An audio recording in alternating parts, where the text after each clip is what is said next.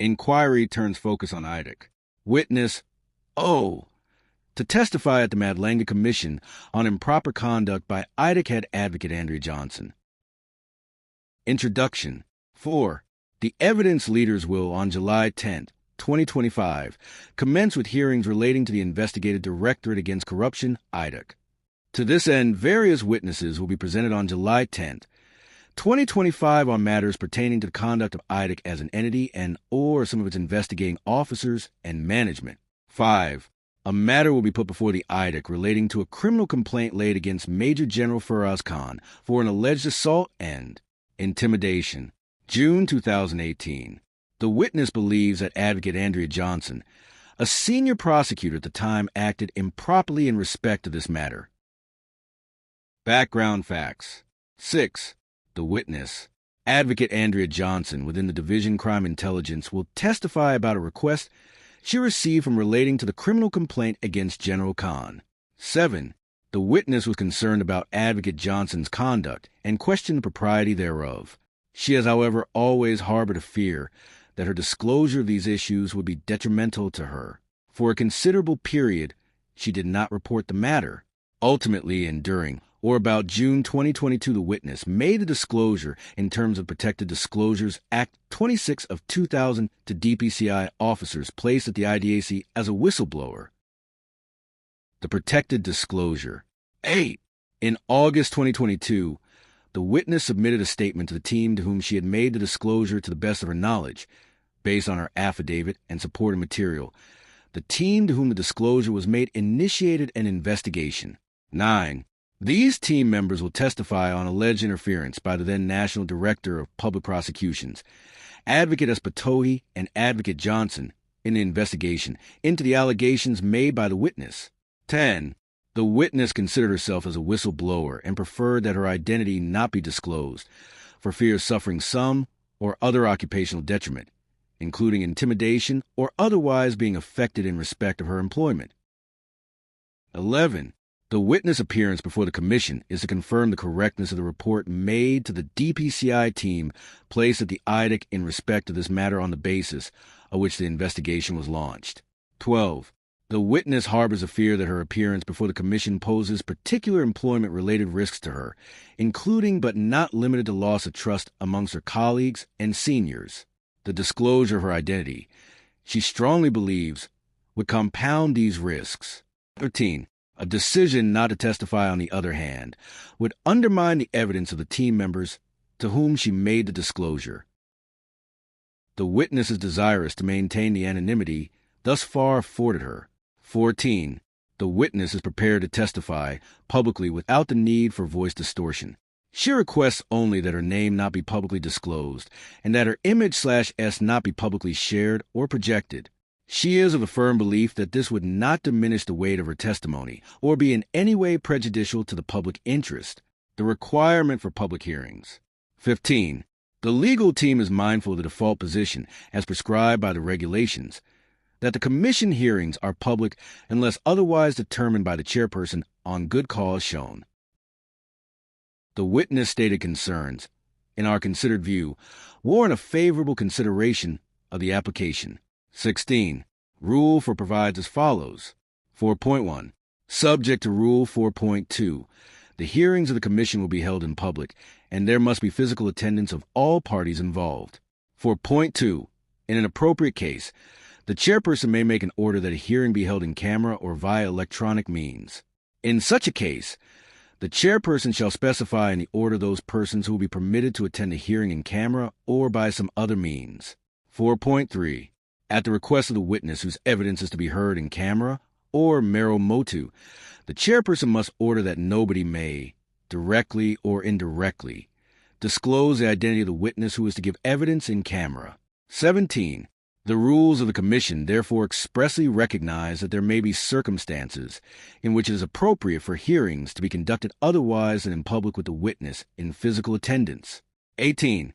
The legal team is of the considered opinion that the application meets the requirement of Rule 4 and therefore respectfully requests that the chairperson make an order in terms of Rule 4.2 directing that the testimony of this witness scheduled for July 10, 2026 conducted partially in camera. where the witness will testify virtually with the voice heard and undistorted. The identity of the witness will not be publicly disclosed, and pictures and images of the witness will not be publicly distributed, as contemplated in Rule 4.3 of the Rules of the Commission. The husband of the head of the IDEC works in the CI, and they're not friends with Khumalo. And they're not friends with Khumalo, and he works in the CI. That's my home girl. That is the head of. What I would love to know, when this law came, you would know that there is a structure that oversees police. That is your iPad. You would know that there is a structure that oversees Hawks. That is a Hawks judge. Who oversees IDEC?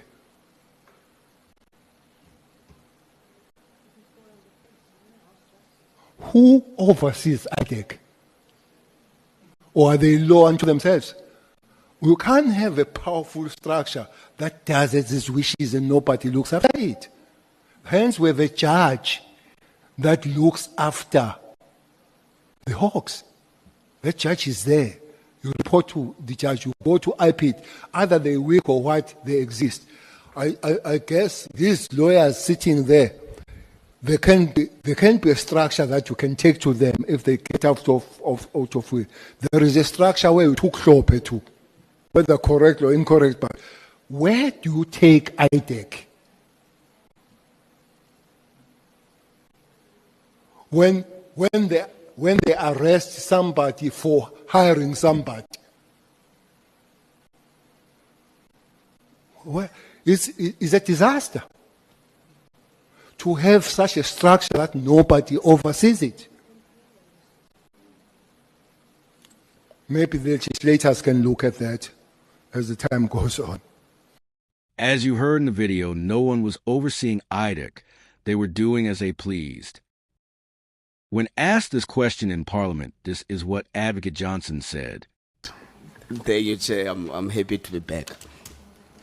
I think the evidence leader did not complete the oversight mechanism question. IDEC is established in 2019. The oversight mechanism is discussed in 2024. The inspectorate judge is appointed on the 11th of October 2025, which is less than 30 days ago. Now, from 2019 to up to date, how have IDEC been being oversighted? Where did they report? And all that. I think that's the part that is, I think it's incomplete. Thank you, Chair. Honorable Ngola, it's much like what I indicated, that in the time that we waited for the appointment of the judge, we worked as is with all the matters within the NPA. Where there are discipline matters, they are dealt with in the disciplinary process. Where it was an issue that related to a presidential appointment, those matters are escalated as they should be to the office of the president, but there aren't any that I'm made aware of. Where there were criminal allegations, dockets are opened and those would be investigated. And where there might be allegations of compromise of data and information security, we have in the NPA the Risk and Security Division, who work very closely with state security, and those issues would have been or had to have been escalated there. So that is how it did work. But in terms of matters that I became aware of when I started as the head of IDEC or ID in March 2022, we have had disciplinary issues where we've had allegations that arose against, for example, we had an advocate that joined us, but the allegations of corruption and criminality arose from his work at the office of the DPP. However, we dealt with it because we became aware of it. A disciplinary hearing was conducted. The employee was dismissed, and I know that the criminal matter continued in court. I'm not sure how far that that matter went. But that was the course of how things were dealt with, Honorable Chair. Honorable Malem. Thank you very much, Chair. What is an oversight?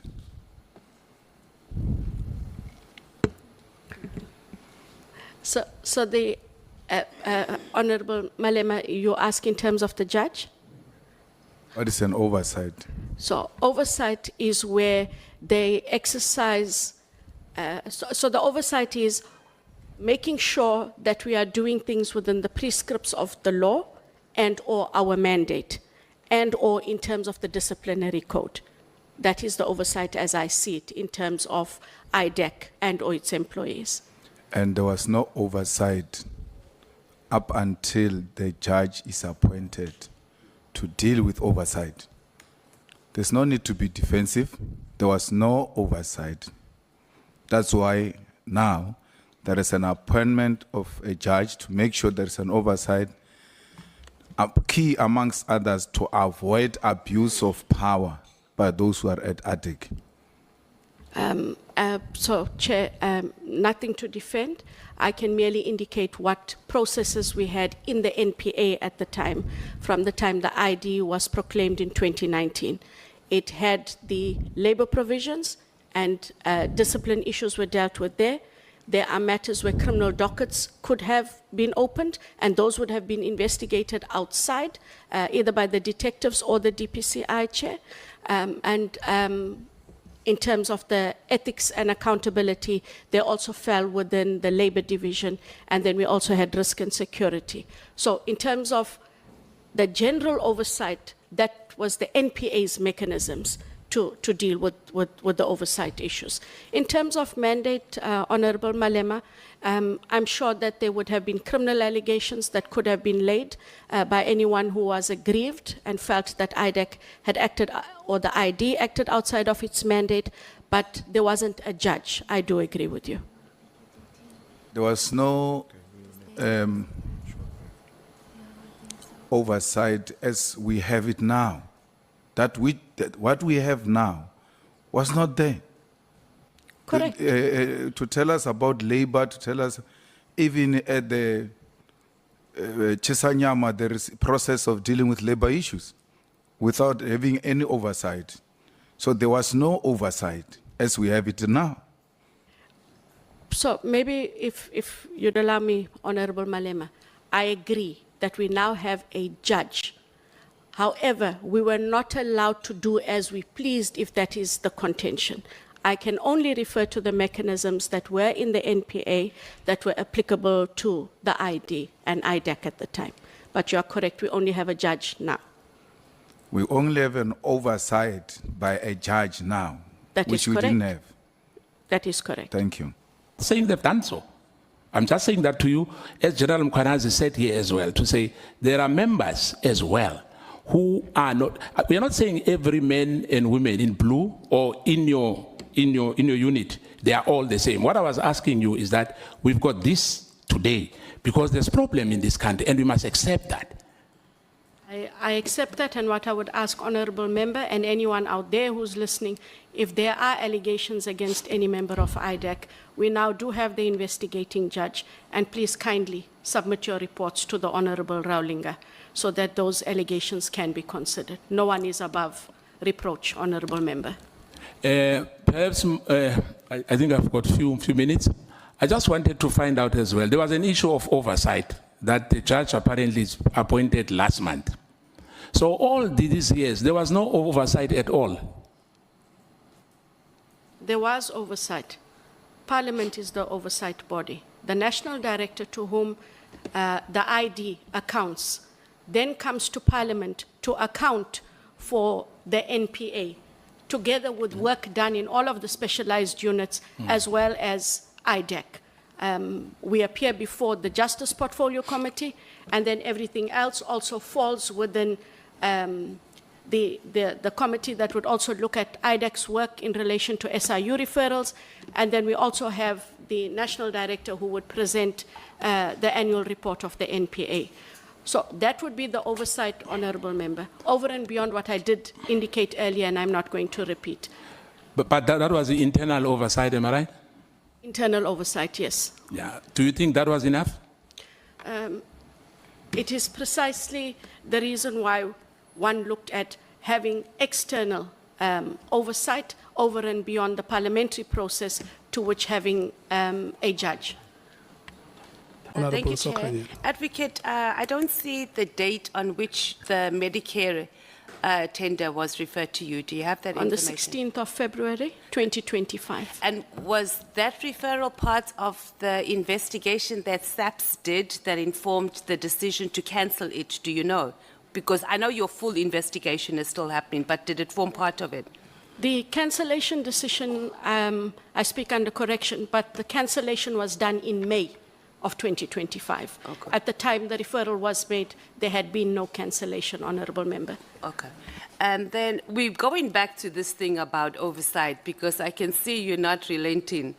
It's very different. We say in Parliament is the oversight, right? But no one can come and lodge a complaint against an IDEC member here at Parliament, as they can to IPED, which sort of operates independently. So when we're talking about an oversight body, that's what we are referring to. Are you going to just withdraw that you actually don't have an oversight body? You have a reporting and a supervision body. But to indicate that if there were criminal matters, they could go then the normal criminal route. Yeah. I only dealt with what was internal. But in the traditional sense, that which you refer to, Honourable Matheus, no. Okay. So Becky Cele was right then. For the On time the that it was oversight. ID, Yes. yes, and it's only in terms of considering the ID as permanent that we sought to ensure that there is the oversight we refer to. And then now we do have an oversight, which is the judge, and it's not fully functional yet, but it's there. It is there. Okay, thank you. Minister Kabe launches the IDEC oversight offices. The Ministry of Justice and Constitutional Development invites members of the media to the soft launch of the Investigating Directorate Against Corruption IDEC. Ombud Oversight offices located at the Salu Building in Pretoria on Friday, July 10th, 2026. The IDEC Ombud, which will be headed by retired Judge Takalani Joseph Rolinga, is mandated to investigate allegations of abuse of power, look into improper conduct, maladministration, and related complaints. The soft launch will be attended by Minister Kabe, Deputy Minister Nell, Judge Rolinga, and the NDP advocate Motibi. Date: Friday, July 10th, 2026 time, 1 p.m. to 2 p.m.